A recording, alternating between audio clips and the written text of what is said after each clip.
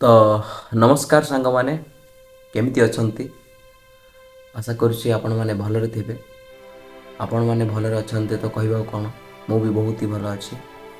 ତ ସାଙ୍ଗମାନେ, ଆପଣଙ୍କ ପାଖରେ ଗୋଟେ କୋଶ୍ଚିନ୍ ଥିଲା କି ସାଙ୍ଗମାନେ ଭିଡ଼ିଓ ତ ଦେଖୁଛନ୍ତି କିନ୍ତୁ ଭିଡ଼ିଓରେ ଗୋଟେ ବି କମେଣ୍ଟ ଦେଉନାହାନ୍ତି।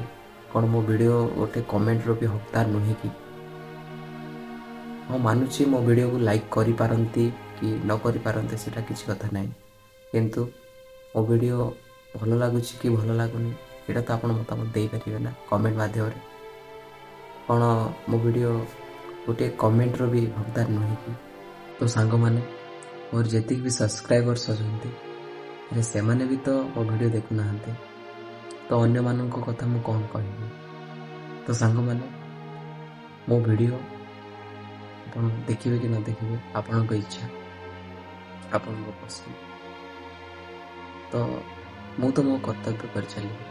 ଭଗବାନ ଶ୍ରୀକୃଷ୍ଣ କହିଛନ୍ତି କର୍ମ କରିଚାଲ, ତ ମୁଁ ମୋ କର୍ମ କରିଚାଲିବି।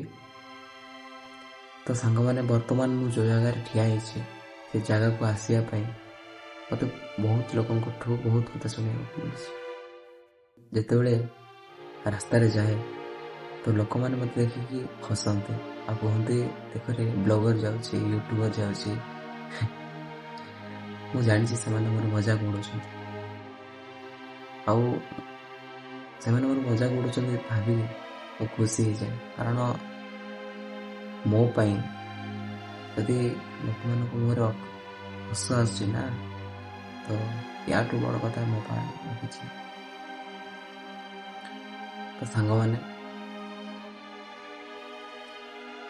ମୁଁ ଏମିତି ହିଁ ଭିଡ଼ିଓ ବନେଇ ଚାଲିବି।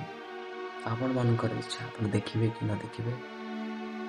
ଲାଇକ୍ ତ ଦୂରର କଥା, କମେଣ୍ଟ ବି କରିବେ କି ନାହିଁ ମୁଁ ଜାଣିନି, କିନ୍ତୁ ଫିର୍ ବି ମୁଁ ଆପଣମାନଙ୍କୁ ଖାଲି ରିକ୍ୱେଷ୍ଟ କରିପାରିବି କି ପ୍ଲିଜ୍ ମୋ ଭିଡ଼ିଓକୁ ଟିକେ ଦେଖନ୍ତୁ। ଆଉ ଯଦି ଭଲ ଲାଗିଲେ ଲାଇକ୍ କରନ୍ତୁ, ଭଲ ଲାଗିଲେ କମେଣ୍ଟ କରନ୍ତୁ, ଖରାପ ଲାଗିଲେ ବି କମେଣ୍ଟ କରନ୍ତୁ। ଆଉ କିଛି କହୁନି ଦର୍ଶକ ବନ୍ଧୁ, ପୁଣି ଦେଖା ହେବ ଆଉ ଗୋଟେ ନୂଆ ବ୍ଲଗ୍ରେ।